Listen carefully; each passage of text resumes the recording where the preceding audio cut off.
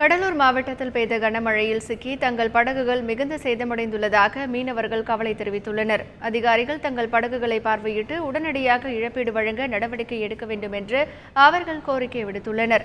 இது தொடர்பாக மீனவர் சங்க தலைவர் வீரத்தமிழனுடன் எமது செய்தியாளர் கோபிநாத் நடத்திய நேர்காணலை பார்க்கலாம்.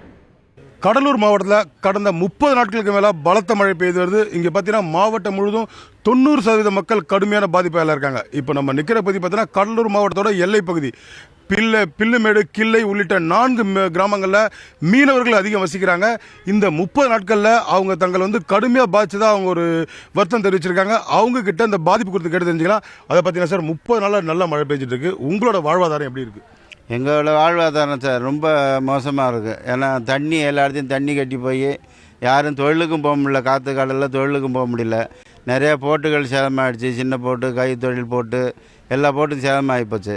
அதனால் எங்களால் ரொம்ப சமாளிக்க முடியாத அளவுக்கு கஷ்டமாகி போச்சு. ஆனால் இதுவரைக்கும் எந்த நிறுவனமும் எல்லாம் கவர்மெண்ட்டாக பார்க்கவே இல்லை.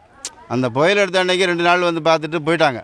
அப்புறம் திருப்பி என்ன ஆச்சு ஏதாச்சுன்னு எங்களை பார்க்கவே இல்லை. இந்த ஊருக்குன்னு மறந்துட்டாங்க போல இருக்குது. என்னன்னு தெரியல. அந்த அளவுக்கு நாங்கள் மோசமாகி போட்டோம். இப்போ அதாவது இப்போ போட்டு எல்லாம் சேதாரத்துக்கு கொடுக்கணும். சேதத்தை மதிப்பீடு போட்டு ஒரு தொகை கொடுக்கணும்.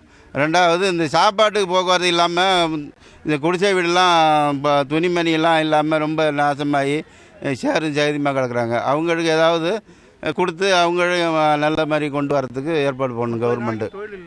இந்த மீனவ மக்களை பொறுத்த வரைக்கும் அவங்களோட கோரிக்கை பார்த்தீங்கன்னா சேதமடைந்த படகுகளை மதிப்பீடு செய்து அதற்கான நிவாரண தொகை வழங்கணும். அதே போல் பார்த்தீங்கன்னா தங்களுக்கு வழங்க வேண்டிய முழுமையான நிவாரண தொகையை உடனடியாக வழங்கணுன்றது இங்கு இருக்கிற மீனவ மக்களோட ஒரு கோரிக்கையாக இருக்குது. தந்தி செய்திகளுக்காக ஒளிப்பதிவாளர் பிரச்சுடன் கோபிநாத்.